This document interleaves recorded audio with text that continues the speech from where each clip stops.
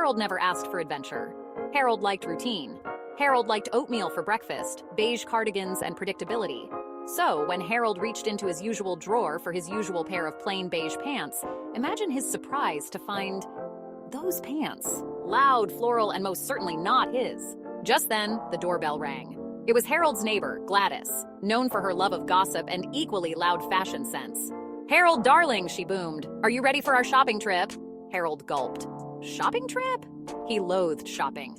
And yet, something about those pants and Gladys's knowing grin told him he had no choice.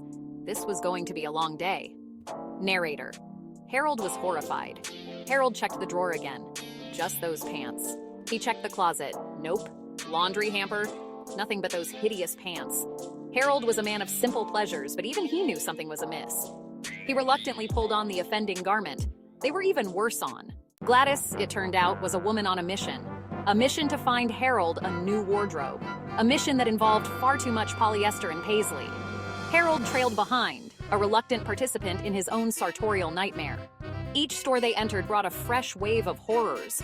Hawaiian shirts with coconut buttons, neon Speedos, a sequined leisure suit that even Elvis would have rejected.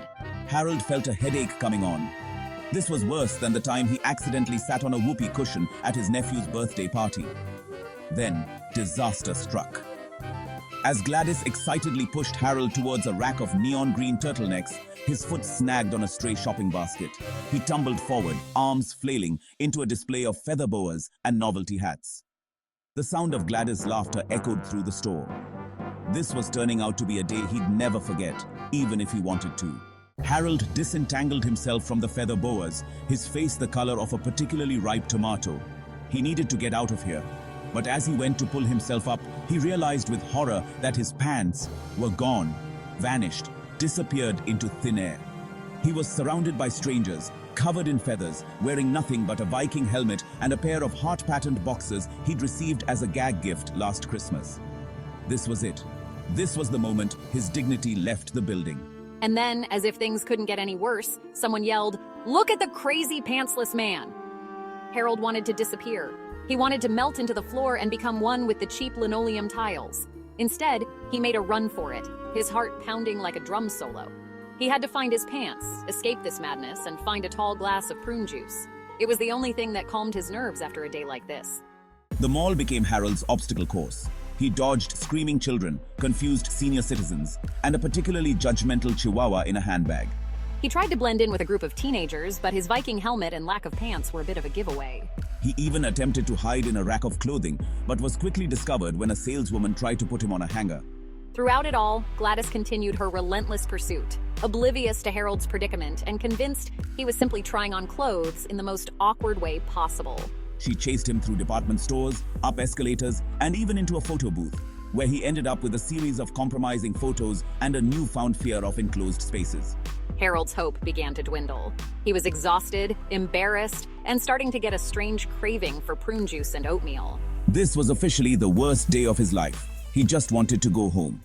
Harold, defeated and demoralized, finally made it back home. He collapsed on the couch, his bare legs sticking to the cushions, and turned on the television. And that's when he saw it. There, on the screen, a famous fashion designer was showcasing his newest creation. A pair of pants that looked exactly like the ones Gladys made him wear. These, the designer proclaimed, are the greatest pants of all time. Bold, daring, and guaranteed to make a statement.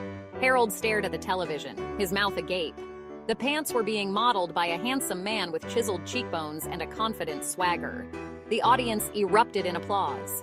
Harold looked down at his own legs, then back at the television. Could it be? Were those hideous floral pants fashionable? Just then, Gladys burst through the door, a triumphant grin on her face. "Harold, you won't believe it," she exclaimed. "Those pants I made you wear are all the rage. You're a trendsetter." Harold just stared at her, speechless. Maybe those pants weren't so bad after all. Or maybe he was just delirious from the day's events. Either way, he knew one thing for sure. He needed a drink, and this time, it wasn't prune juice.